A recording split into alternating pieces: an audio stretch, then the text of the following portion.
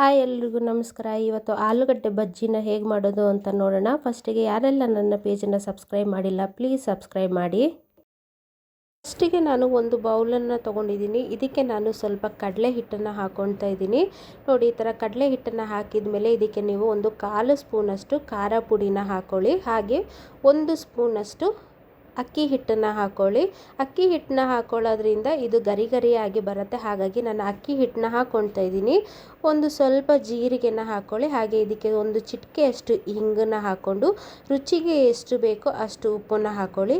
ಇದನ್ನ ಒಂದ್ಸತಿ ನೀವು ತರಿಯಾಗಿ ಮಿಕ್ಸ್ ಮಾಡ್ಕೊಳ್ಳಿ. ನೀರು ಹಾಕೋಕ್ಕೂ ಮುಂಚೆ ಇದನ್ನ ನೀರು ಹಾಕೋಕ್ಕೂ ಮುಂಚೆ ತರಿಯಾಗಿ ಮಿಕ್ಸ್ ಮಾಡ್ಕೊಳ್ಳೋದ್ರಿಂದ ಈ ಖಾರ ಪುಡಿ ಹಾಗೆ ಹಿಂಗು ಉಪ್ಪು ಅಕ್ಕಿ ಹಿಟ್ಟು ಮತ್ತು ಈ ಕಡಲೆ ಹಿಟ್ಟು ಏನಿದೆ ಇದೆಲ್ಲ ಚೆನ್ನಾಗಿ ಮಿಕ್ಸ್ ಆಗುತ್ತೆ. ಇದನ್ನೆಲ್ಲನೂ ಒಂದು ಸತಿ ಚೆನ್ನಾಗಿ ಮಿಕ್ಸ್ ಮಾಡಿದ ಮೇಲೆ ನೀವು ಒಂದು ಸ್ವಲ್ಪ ನೀರನ್ನ ಹಾಕ್ಕೊಂಡು ಕಲಿಸ್ಕೊಳ್ಳಿ.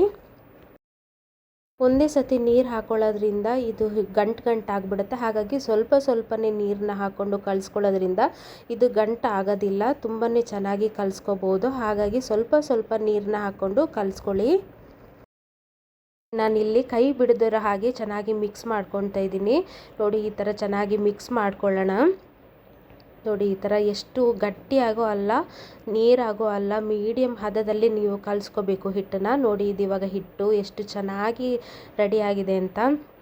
ಇದೇ ಥರ ಗಂಟು ಆಗದೆ ಇರೋ ಥರ ನೀವು ಸಾಫ್ಟಾಗಿ ಹಿಟ್ಟಿರೋ ಥರ ಕಲಿಸ್ಕೋಬೇಕು ನೀವು. ನೋಡಿ, ಇದು ಕಲಿಸ್ಕೊಂಡು ಆದಮೇಲೆ ನೀವು ಒಂದು ಕಡೆ ಎಣ್ಣೆನ ಬಿಸಿ ಆಗೋಕ್ಕೆ ಇಟ್ಬಿಡಿ. ಎಣ್ಣೆ ಬಿಸಿ ಆದಮೇಲೆ ನೀವು ಆಲೂಗಡ್ಡೆನ ಏನು ಹಿಟ್ಟಿಗೆ ಡಿಪ್ ಮಾಡಿ ಒಂದೊಂದಾಗೆ ಬಿಟ್ಕೊಳ್ಳಿ. ನೋಡಿ, ಎಣ್ಣೆಗೆ ಹಾಕಿದ ತಕ್ಷಣವೇ ಎಷ್ಟು ಚೆನ್ನಾಗಿ ಉಬ್ಬಿ ಬರ್ತಾ ಇದೆ ಅಂತ. ಇದು ನಾನು ಯಾವುದೇ ಥರದ ಸೋಡಾ ಪುಡಿನ ಯೂಸ್ ಮಾಡಿಲ್ಲ ಇದಕ್ಕೆ. ಆಲೂಗಡ್ಡೆ ಕೂಡ ಸ್ವಲ್ಪ ಗ್ಯಾಸ್ ಅಲ್ವಾ, ಹಾಗಾಗಿ ಸೋಡಾ ಪುಡಿ ಹಾಕೊಳ್ಳೋದ್ರಿಂದ ತುಂಬ ಗ್ಯಾಸ್ಟ್ರಿಕ್ ಆಗುತ್ತೆ. ಹಾಗಾಗಿ ನಾನು ಯಾವುದನ್ನೇ ಯೂಸ್ ಮಾಡ್ತಾಯಿಲ್ಲ. ಅಕ್ಕಿ ಹಿಟ್ಟು ಹಾಕಿದ್ರಲ್ಲೇ ನೀವು ತುಂಬ ಚೆನ್ನಾಗಿ ಅದು ಉಬ್ಬಿ ಬರ್ತಾ ಇದೆ.